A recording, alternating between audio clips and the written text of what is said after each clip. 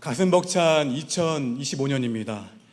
사랑하는 성도 여러분, 영광스러운 새해 첫날 이 주일에 함께 예배할 수 있어서 얼마나 감사한지 모릅니다.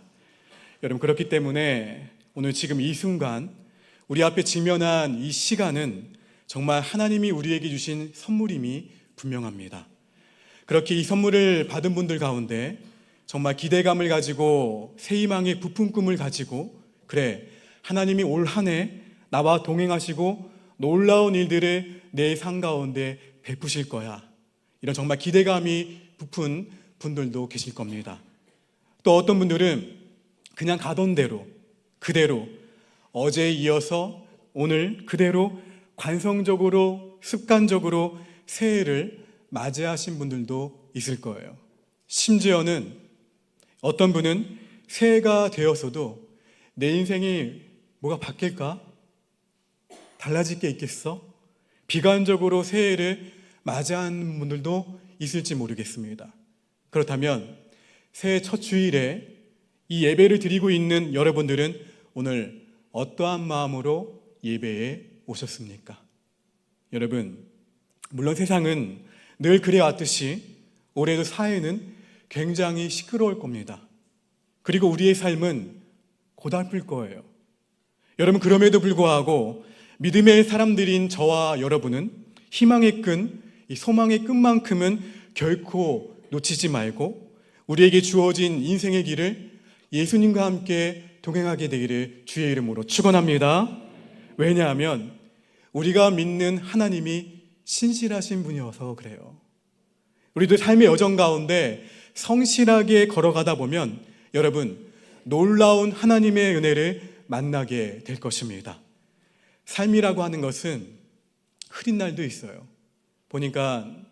오늘 보니까 아침에는 흐리다가 지금 맑게 개었는데, 힘겨운 날도 있지만 맑고 상쾌한 날이 분명히 우리 가운데 다가오기 때문에 그래요. 그러면 여러분, 올해를 살아가시다가 힘겨운 일을 만나더라도 좌절하지 마시고 하나님께서 나와 동행하신다는 사실을 믿고 다시 힘차게 일어나서 하나님의 영광을 위하여 또 영광스럽게 쓰임받을 수 있는 옥포의 영가족들 모두가 되시기를 주님의 이름으로 축원합니다. 여러분, 누구나 다 공평하게 매해 똑같이 선물을 받습니다. 그 선물은 희망의 백지예요. 누구나 다 공평하게 받는 이 순백의 시험지, 희망의 백지를 모두가 다 받습니다. 중요한 것은 이 희망의 백지를 받고 이 안에 무엇을 기록할지는 저와 여러분의 몫이에요. 우리가 무엇을 거기에 기록할 것인가에 따라서 이번 새해가 또 달라지게 될지 모르겠습니다. 그렇다면 오늘 여러분들이 받아든 이 새해 희망의 백지 안에 여러분들은 어떠한 것을 적기를 원하십니까? 아마 모르긴 몰라도 여러분의 기도 제목을 그 희망의 백지 안에 적지 않으실까요? 그렇다면 이 시간 마음속으로 한번 적어보세요. 지금 적는 시간입니다. 한번 적어보세요. 희망의 백지 안에 나의 소원, 나의 기도 제목을 이 시간 마음속에 한번 적어보세요.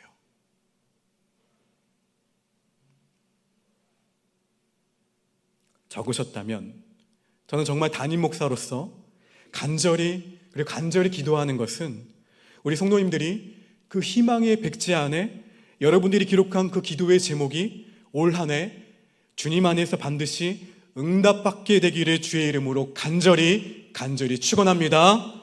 더불어서 우리 성도들과 함께, 저와 함께 우리 성도들이 올 한 해 그 희망의 백지 안에 공동체가 함께 써 내려가야 될 그러한 비전도 있습니다.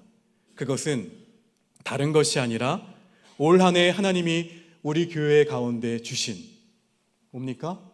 세상에 선물이 되는 교회. 올해 우리 교회는 130주년을 맞이하게 되었습니다. 이 130이라는 숫자가 참 무겁게 다가옵니다. 이 자리에 계신 분들 가운데 연세가 130이라는 숫자를 갖고 계신 분 계십니까? 당연히 없으시겠죠. 그만큼 이 130이라는 숫자는 우리에게 큰 무게감을 주게 되는 거예요. 그러다 보니까 교회를 새롭게, 세상을 이롭게 해야 될 우리 성도들이 올 한 해 어떠한 비전을 붙들고 교회 130주년을 준비해 가야 될 것인가. 담임 목사로서 기도하지 않을 수 없었고 숙고하지 않을 수가 없었어요. 그러던 가운데 하나님이 제 마음 가운데 이런 그 마음을 주셨어요. 다른 것이 아니라 오복교회가 지금까지 그래 왔듯이 모든 성도들이 세상에서 소금과 빛의 사명을 잘 감당할 수 있는 그런 교회로 세워갔으면 좋겠다. 그런 마음을 부어주셔서 그때 받았던 슬로건이 세상에 선물이 되는 교회예요. 여러분, 지금 우리 한국교회의 현실은 어떻습니까? 여러분, 지금 우리 한국교회의 현실은 주일학교만 보더라도 많은 교회가 이 주일학교를 문을 닫고 있는 실정이에요. 많은 개척교회가 유지가 되지가 않아서 교회의 문을 닫고 있는 그런 현실을 우리가 목도하고 있습니다. 심지어는 지금 신학대학원, 우리 교단 한국기독교 장로회 신학대학원뿐만 아니라 한국 땅의 모든 교파의 신학대학원들이 정원이 미달이에요. 제가 신학대학원에 다닐 때만 하더라도 이 MDB 목회학 석사과정은 지원하더라도 떨어지는 분들이 있었어요. 정말 많은 신대원생들이 내가 주님의 부름을 받아서 주의 일을 하겠다고 하는 사람들이 그렇게 많았는데 지금은 정원 미달이라는 상태가 되어버렸습니다. 바로 이것이 한국교회의 현 주소예요. 목회를 하려는 사람이 없습니다. 왜 그럴까요? 여러 가지 이유가 있겠지만 여러분, 우리가 맞닥뜨리고 있는 현실은 탈기독교의 시대를 마주하고 있어요. 그 탈교회의 시대를 마주하고 있습니다. 특별히 많은 젊은이들이 교회를 탈출하고 있는 이런 안타까운 현실 앞에 우리는 서 있다는 거예요. 여러분, 이러한 현장, 특별히 탈기독교, 탈교회 현상이 왜 이렇게 가속화되고 있을까요? 물론 외부적인 요인들도 있겠죠. 종교 다원주의자들의 공격이 있을 것이고, 또 무신론자들의 집요한 도전이 있을 것이고, 또 이념적 반기독교 사상적 정신적 요인들도 있을 거예요. 탈교회를 그런 것들이 부추기거나 교회 이미지를 저해시키는 요소로 작동되고 있음에 틀림이 없습니다. 네, 여러분, 이러한 외부적인 요인보다 더 큰 원인이 있는데 그것은 교회 자체에 있습니다. 여러분, 그러므로 지금 탈기독교, 탈교회 현상에 대해서 다른 것을 탓할 이유가 없다는 거예요. 교회 자체에 가장 큰 원인이 있기 때문에 그래요.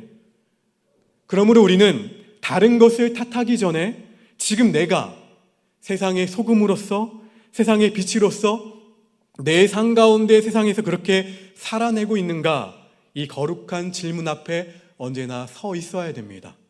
여러분, 그런 점에서 오늘 저는 오복교회 130주년을 맞이한 첫날, 오늘 이 시간 가운데 저와 여러분 가운데 우리가 정말 지향해야 될, 우리 공동체가 정말 지향해 가야 될 아름다운 교회상이 무엇인지를 오늘 새해 첫날 여러분들과 함께 교회의 비전을 나누면서 말씀을 함께 나누기로 원합니다. 여러분, 오늘 예수님은 저와 여러분 가운데 아주 단도직입적으로 선포하십니다. 너희는 세상의 소금이다. 너희는 세상의 뭐라고요? 빛이다. 잘 알고 계시네요. 단도직입적으로 우리 가운데 말씀하고 계세요.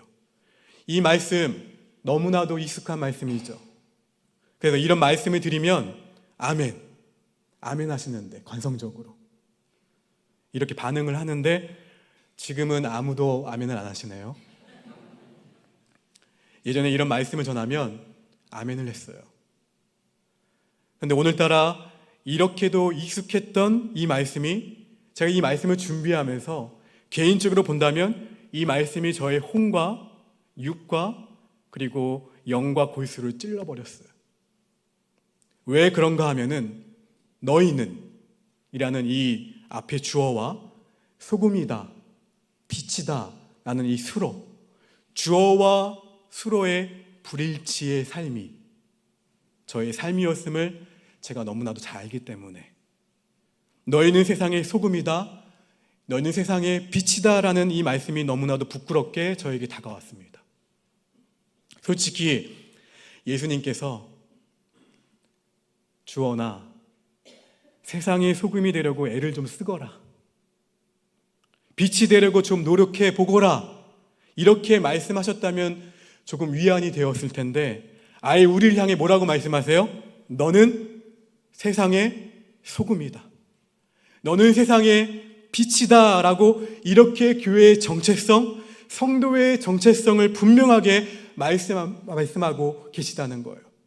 여러분, 그러한 점에서 봤을 때 우리가 지향해 가야 될 교회상의 첫 출발은 무엇으로 시작하는가? 다른 것이 아니에요. 교회인 나의 정체성이 무엇인가라는 것을 분명히 선명하게 아는 것으로부터 아름다운 교회상은 시작된다는 거예요. 그 정체성이 무엇인가요? 방금 말씀드렸죠. 교회인 우리는 소금이 되려고 애를 쓰는 존재가 아니다, 빛이 되려고 노력하는 존재가 아니라 존재 자체가 소금이고 존재 자체가 빛이다라는 사실을 예수님께서 우리에게 말씀해 주고 계신 거예요. 여러분, 소금의 역할이 무엇입니까? 소금은 녹아서 무슨 맛을 내야 돼요? 짠맛을 내는 것이 소금의 역할이에요. 그러니까 소금의 운명은 사라지는 거예요. 소금의 형태가 보여서는 안 됩니다. 소금은 녹아서 완전히 사라져서 거기서 짠맛을 내고 부패를 방지시키는 것, 이것이 소금의 역할이에요. 그렇기 때문에 짠맛이 없으면 소금이 아니에요. 짠맛이 없으면 여러분의 그 싱크대에 소금을 놓아둘 이유가 전혀 없습니다. 맛을 잃었기 때문에. 그래서 예수님께서는 그 맛을 잃은 소금을 어떻게 하라고 하세요? 밖에 내다버릴 것이고, 그리고 맛 잃은 소금은 사람들에게 밟히며 다니게 될 것이라고 엄청난 말씀을 우리에게 주고 계세요. 여러분, 예수님은 오늘 선포하신 거예요. 우리 성도들은 세상 가운데에서 정말 짠맛을 내는 소금이다. 우리 정체성을 말씀하고 계세요. 다시 말해서 교회인 우리는 지금 부패하고 있는 이 세상 가운데에서 짠맛을 내는, 부패를 막는 그런 존재, 세상의 썩음을 막는 존재가 바로 소금인 우리 존재라고 예수님께서 말씀하고 계신 거예요. 그래서 우리는 여기서 알게 됩니다. 지금 왜 이 탈기독교, 탈교회 현상이 가속화되고 있는가? 소금인 내가 세상 가운데에서 짠맛을 내지 못하기 때문에, 소금인 내가 세상 가운데에서 잘 녹지 않기 때문에 이와 같이 탈기독교, 탈교회 현상이 가속화되고 있는 것이구나 라는 주님의 음성을 오늘 우리가 듣게 되는 거예요. 여러분, 우리 가까이 있는 바다를 한번 생각해 보십시오. 바다 안에 소금이 내장되어 있습니다. 근데 아직까지 소금은 아니에요. 바다 자체로는. 그것이 소금이 되려면 염전 안으로 들어가야 되고, 염전 안에서 뜨거운 태양빛이 계속 내리쬐서 수분이 증발되어질 때 비로소 소금이 되는 거예요. 여러분, 우리는 세상 앞에서 소금이 되는 것도 마찬가지입니다. 우리 안에 있는 이 헛된 욕망들, 헛된 교만들이 증발되어야만 우린 짠맛을 비로소 내는 진짜 소금의 역할을 감당하게 되는 거예요. 바로 그렇게 될 때 세상을 썩지 않도록 하는, 짠맛 나는 그리스도인으로 살게 되는 것, 이것이 오늘 주님께서 우리 가운데 말씀해 주고 계신 거예요. 그 다음 빛의 역할은 무엇입니까? 빛의 역할? 여러분, 빛은 역할이 무엇입니까? 한번 조명을 한번 꺼보실까요? 다 껐다가 다시 한번 켜면 어떻게 됩니까? 어둠이 물러가게 되죠. 그렇죠?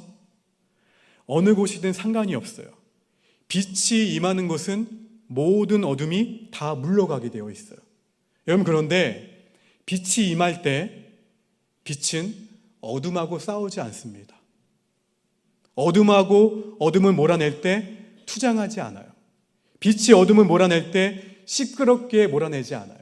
왜냐하면 빛은 소리가 없어요. 여러분, 그렇기 때문에 빛된 삶 그리고 빛된 사역은 시끄럽지 않습니다.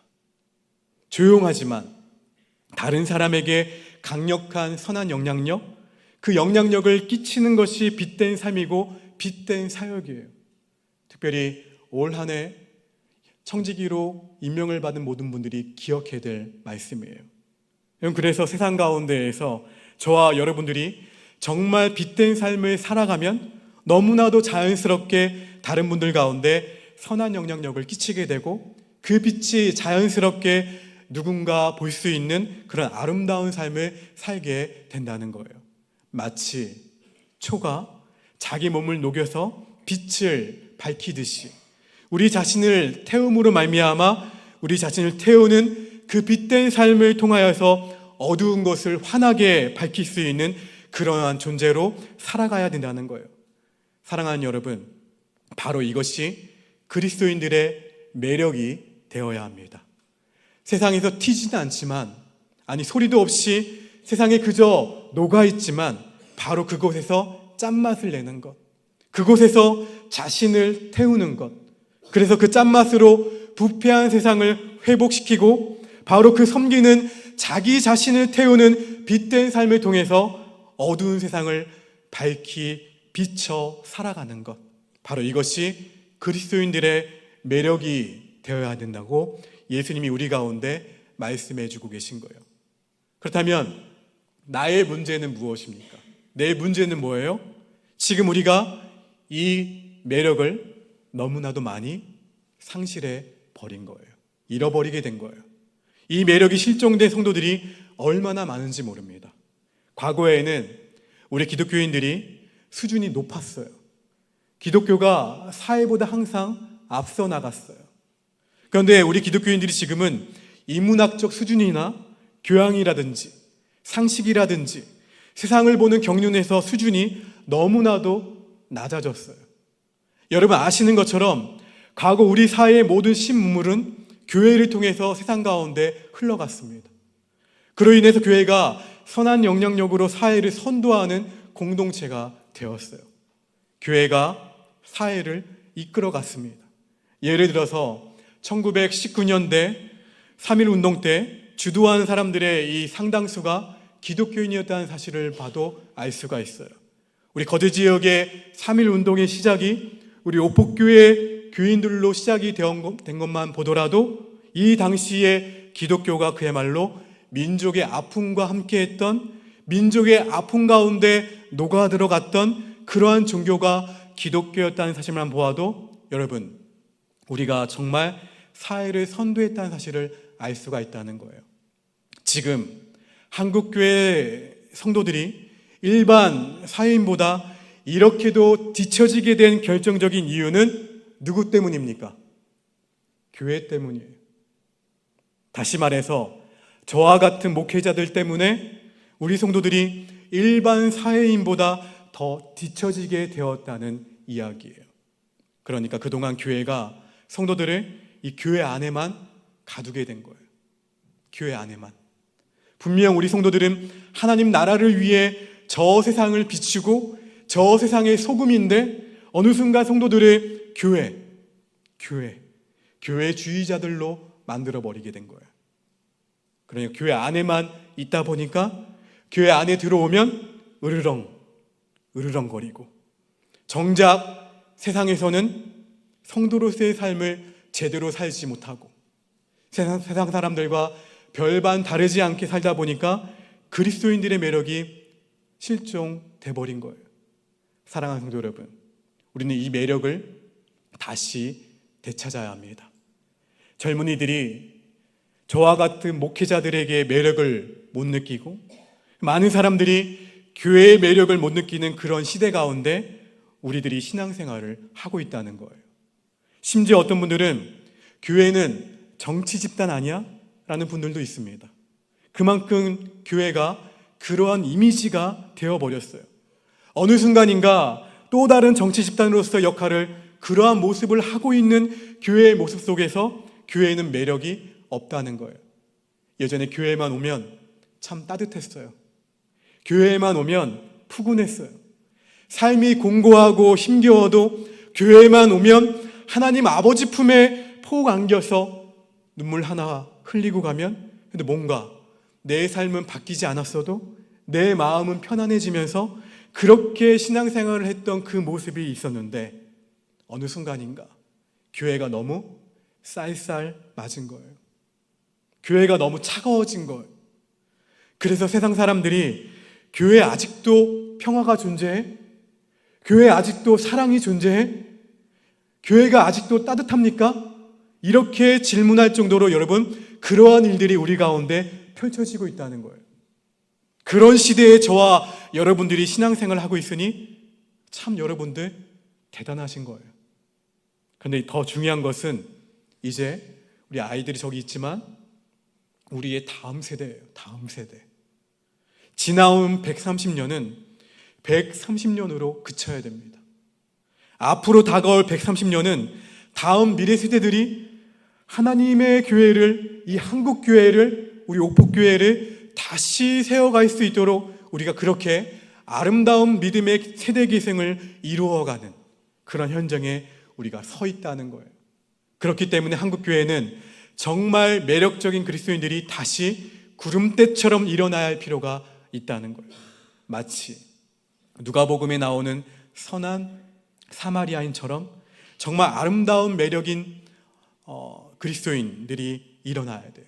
여러분, 누가복음 10장에 보면 선한 사마리아인 이야기 잘 아시죠? 잠깐 그 내용을 소개하면 이렇습니다. 어떤 사람이 길을 가다가 누구를 만나죠? 강도를 만납니다.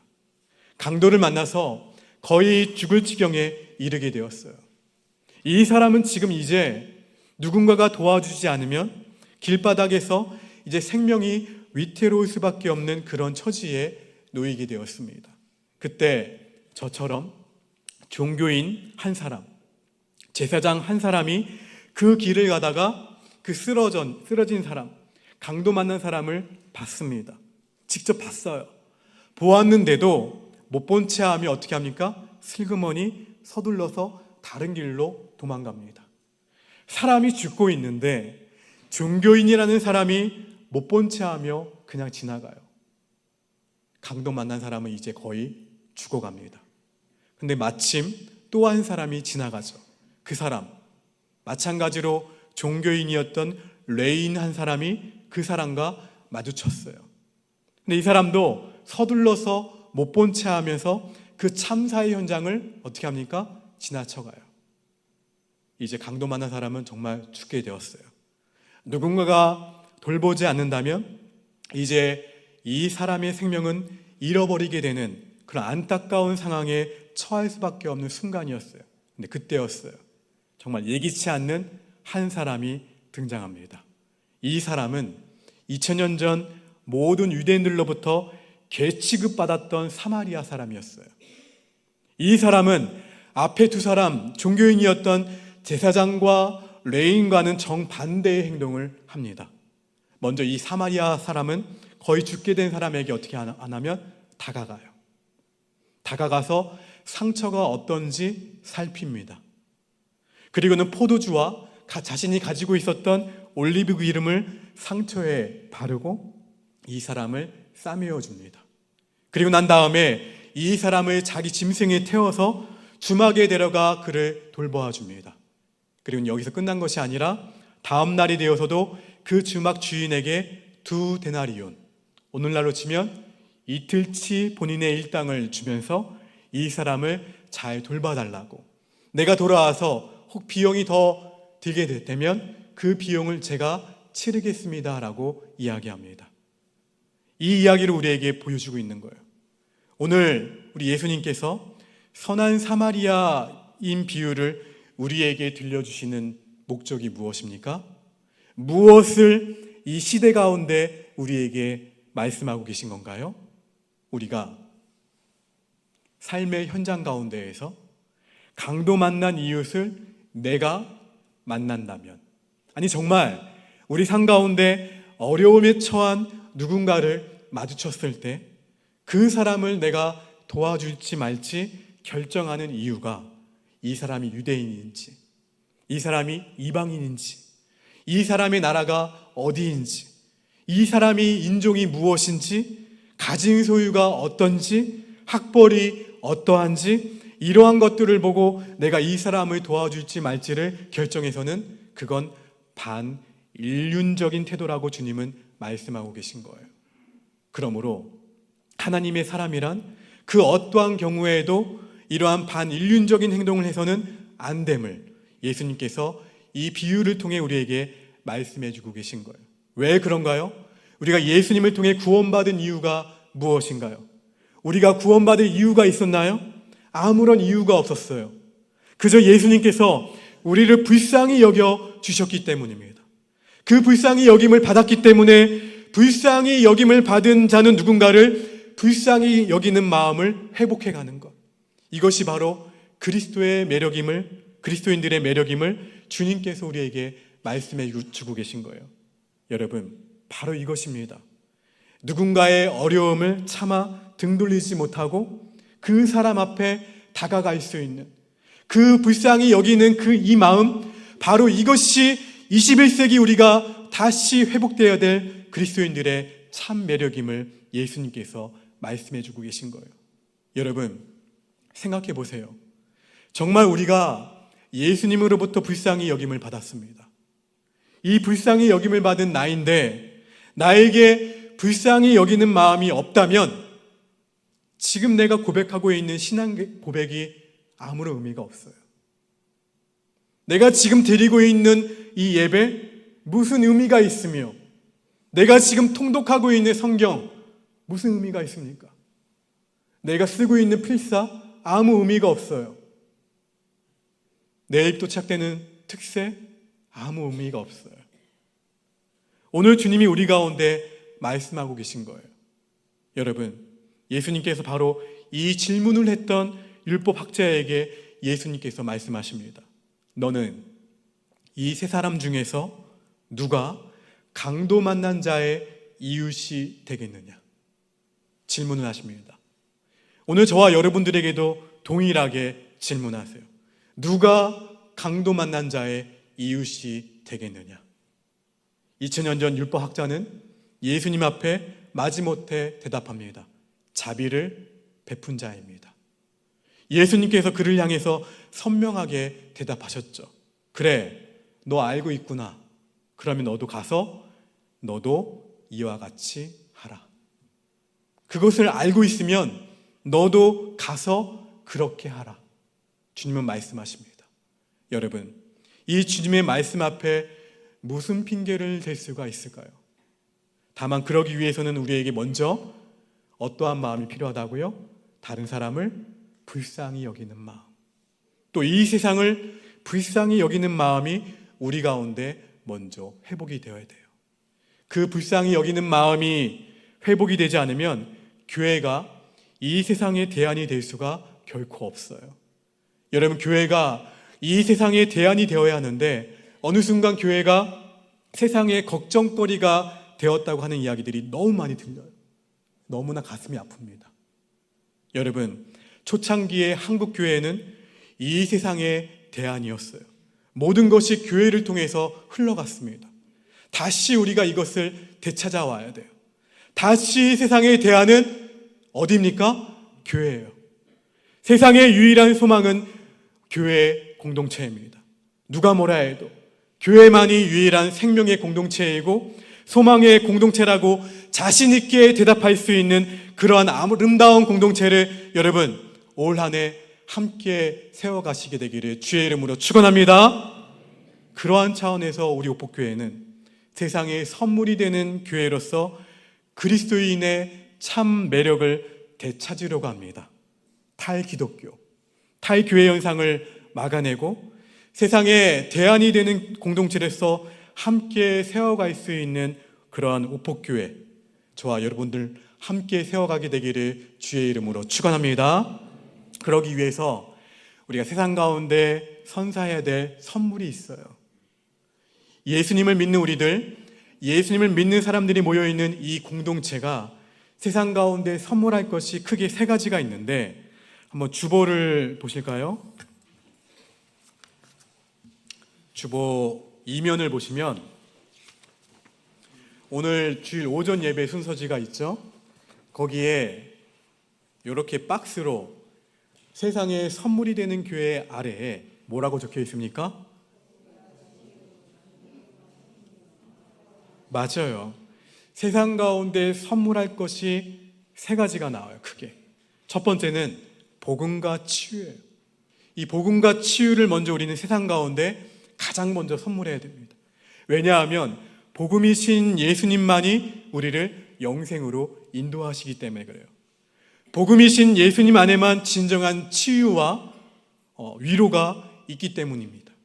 여러분, 그렇기 때문에 올 한 해도 우리 교회는 복음을 전하는 말씀 사역에, 그리고 예배와 기도 사역에 더욱 힘을 쏟을 것입니다. 저는 바라기는 올 한 해 우리 교회의 예배와 기도에 참석한 모든 성도들이 복음의 감격을 경험할 뿐만 아니라 육신적으로나 정신적으로나 그리고 정서적으로 온전한 치유를 경험할 수 있는 한 해가 되기를 바랍니다. 특별히 선한 사마리아인의 이 치유 사역처럼 우리 교회 각 곳에서 정말 치유의 사역들이 아름답게 일어나게 되기를 주의 이름으로 축원합니다. 한 걸음 더 나아가서 우리 교회가 세상 가운데 선물할 것은 두 번째 뭡니까? 나눔과 섬김이에요. 섬김과 나눔, 나눔과 섬김이에요. 세상 가운데 이것을 선물해야 됩니다. 여러분, 교회가 교회다워야 되겠죠. 교회다움이라는 것은 다른 것이 아니라 교회가 세상 속에서 주님의 손과 발로서의 사명을 감당할 때 교회다움이 있다는 거예요. 그렇기 때문에 교회는 우리들만의 천국이 되어서는 안 된다는 거예요. 우리들끼리 끼리끼리 모여서 먹고 마시는 공동체가 되어서는 결코 안 된다는 거예요. 왜냐하면 우리 이웃이 어떠한 고통을 겪고 있든 나 몰라라 하면서 주님을 경배할 수는 없기 때문에 그래요. 여러분, 그렇게 우리 교회는 이웃과 아픔을 함께하며 이 섬김과 나눔의 사역을 계속 진행하게 될 것입니다. 저는 바라기는 올 한 해 우리 교회에서 신앙생활하는 모든 분들이 우리 교회에 진행되는 선교나 나눔과 섬김의 사역에 여러분 적극적으로 여러분들이 물질적으로나 몸으로 헌신해 주시기를 간절히 부탁을 드립니다. 작년 한 해 화요 중보 기도 모임에서 조금씩 모았던 그 헌금으로 작년 성탄절 즈음에 8개의 교회, 농촌 개척교회 목사님들과 사모님들에게 그 헌금을 아름답게 나눌 수가 있었어요. 그분들이 동일하게 고백하시기를 너무 감사하다고, 이 겨울 너무 따뜻하다고 그렇게 동일하게 말씀하셨습니다. 중보기도 모임에 참여한 그런 분들의 따뜻함이 있는 한 이 강철 같은 이 강추위에 이 세상을 녹여낼 수 있는 놀라운 일들이 우리를 통해서 나타나게 될 거예요. 주님은 저와 여러분들이 21세기의 선한 사마리아인이 되어서 신앙생활에 참 보람과 은혜가 충만한 그런 길을 함께 걷기를 원하신다는 거예요. 저는 이 자리에서 예배를 드리는 저와 여러분들이 정말 주님이 기뻐하시는 선한 사마리아인이 다 되시기를 주의 이름으로 간절히 축원합니다. 마지막으로 우리 교회가 세상 가운데 선물할 것은 뭡니까? 평화와 안식이에요. 평화와 안식을 선물하셔야 돼요. 근데 여러분, 저와 여러분들이 세상에 평화와 안식을 선물하기 위해서는 지금 이 자리에 예배를 드리는 저와 여러분들의 안에 뭐가 있어야 될까요? 평화와 안식이 있어야 돼요. 내 안에 평화가 없는데, 내 안에 안식이 없는데 어떻게 세상에 평화와 안식을 줄 수 있을까요? 어쩌면 앞서 말씀드렸던 것처럼 세상은 교회에게 이렇게 비꼬며 질문할지 모르겠습니다. 야, 오복교회에 사랑이 있어? 오복교회에 평화가 있습니까? 교회라는 곳에 아직도 안식이라는 것이 있나요? 이렇게 우리 가운데 비꼬면서 질문할지도 몰라요. 왜 그럴까요? 그분들에게 비춰지는 교회의 이미지는 밤낮 다투고, 밤낮 싸우고, 밤낮 분열하는 곳이기 때문에 그래요. 작은 차이도 용납하지 못하는 그 편협함을 가지고 내가 옳으니, 네가 옳으니 싸우다 보니까 정작 세상에 만연한 아픔을 교회가 외면하고 말았어요. 여러분, 안타까운 것은 교회가 세상을 외면한 결과 교회가 세상으로부터 외면을 당하고 말았습니다.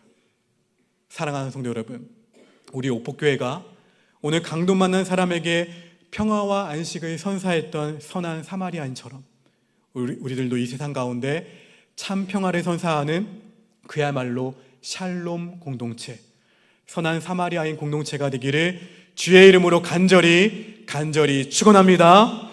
우리 옆 사람 바라보시면서 이렇게 인사하실까요? 샬롬.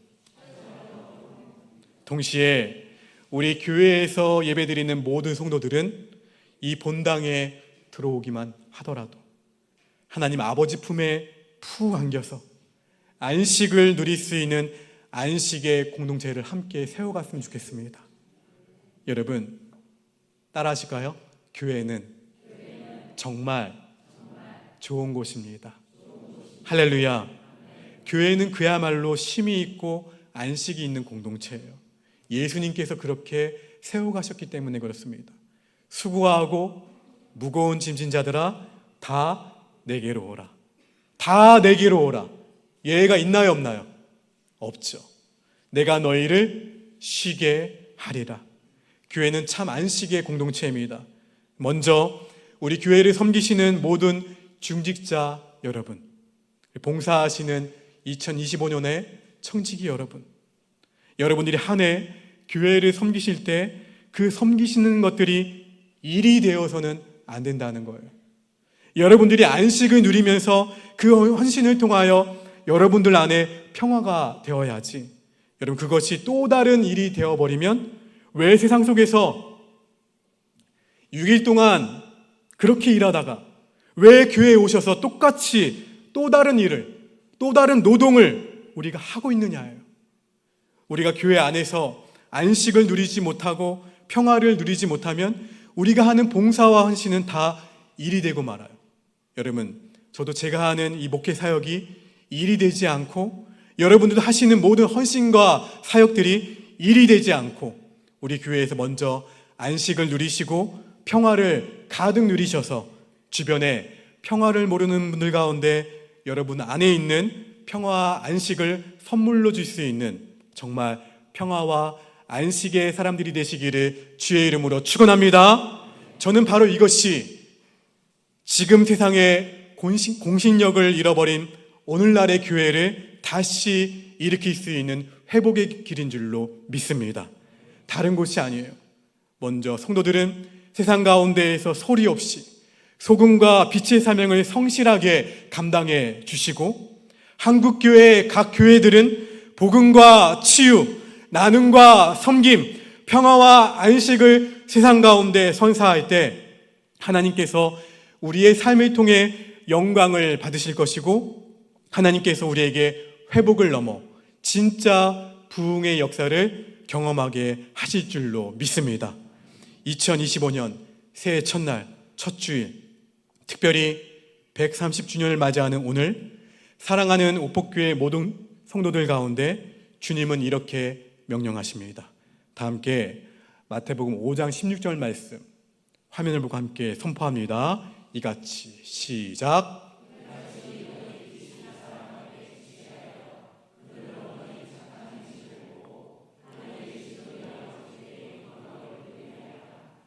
할렐루야. 사랑하는 여러분, 우리는 올 한 해 이 말씀 그대로 우리의 삶이 하나님께 영광이 되고 우리의 교회가 하나님께만 영광 올려드릴 수 있는 멋진 교회를 함께 세워갈 수 있는 우리 모든 옥포의 영가족 모두가 되시기를 주님의 이름으로 축원합니다. 우리 좌우에 계신 분들과 함께 이렇게 고백해 봅시다. 우리는 세상에 선물이 되는 교회입니다. 할렐루야. 여러분, 신앙생활을 하고 있다는 것은 행복한 일이면서 어떻게 보면은 잘못하면은 고난, 맞죠? 고단한 일이기도 합니다. 내 신앙이 여러분 가운데 고단한 일이 되지 않고 예수님 때문에 행복한 여정이 되었으면 좋겠습니다. 왜냐하면 누가 동행하십니까? 예수님이 동행하세요. 악인들이 잘 되고 불의를 일삼는 자들이 더 잘 사는 것처럼, 그것도 계속 잘 되는 것처럼 보인다 할지라도 너무 시기하지 말고 너무 부러워하지 말라고 주님은 말씀하십니다. 그들이 그것은 풀같이 속히 배임을 당할 것이다. 지금 당장 우리 눈앞에는 속히 배임을 당하지 않는 것처럼 보이지라도 현실 너머에서는 하나님께서 반드시 그렇게 하시기 때문에, 현실 너머에 영적인 눈이 띄어지면 주님께서 다시 일어날 수 있다고 말씀하셨으니, 여러분 한 해 걸어가시면서 세상 것 때문에 너무 실망하지 마시기 바랍니다. 하나님이 여러분을 사랑하십니다. 하나님께서 여러분을 끔찍히 사랑하십니다. 눈에 넣어도 아깝지 않을 정도로 여러분들을 사랑하시고, 여러분들의 아버지 되시며 여러분들을 품에 안으시고 함께 걸어가기를 원하십니다.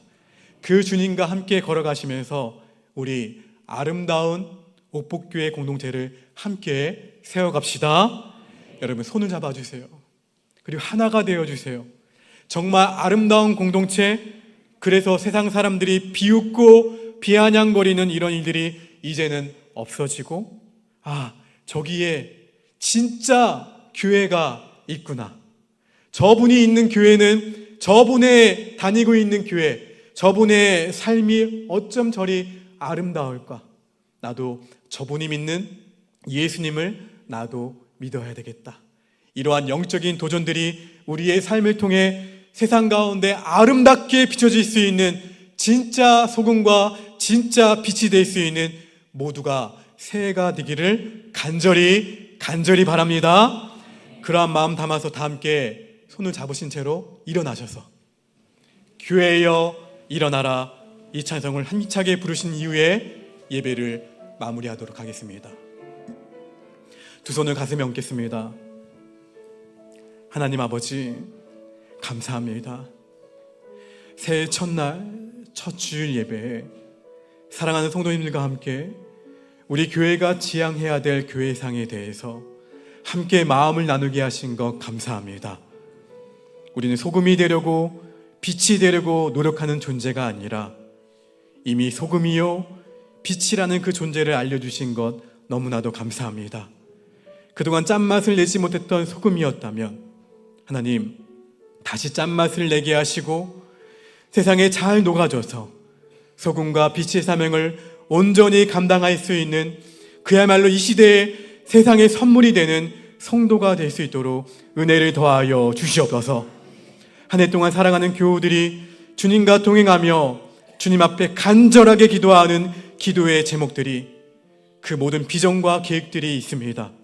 주님 받으시고 하나님의 때에 하나님의 계획하신 가운데 아름답게 이루어질 수 있도록 주님께서 함께하여 주시되, 하늘의 신령한 복과 땅의 기름진 복으로 채워주셔서 이들을 통하여 놀라운 하나님의 영광과 역사가 충만히 나타날 수 있도록 복의 복을 더하여 주시옵소서.